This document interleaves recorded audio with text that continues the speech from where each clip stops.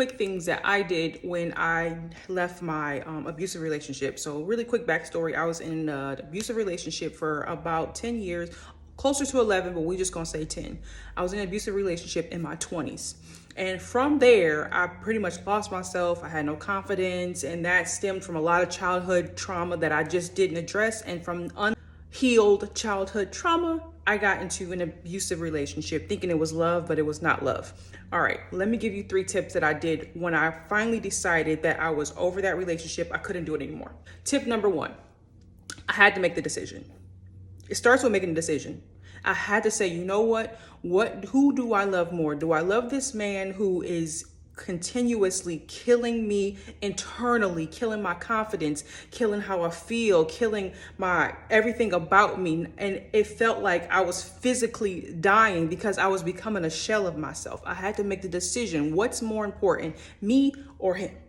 Tip number 2, I had to make a plan. What do I want to do? Because we lived together. So because we lived together, I have to make a plan.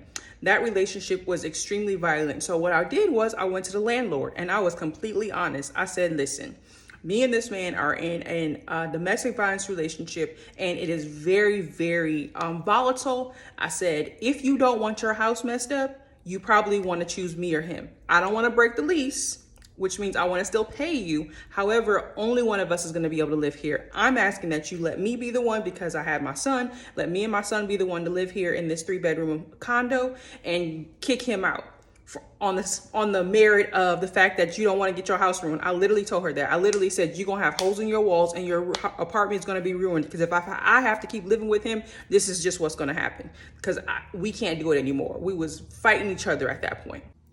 Tip number 3, after I made my plan, obviously I had to put my plan in motion. And after I put my plan in motion, I had to go and get help.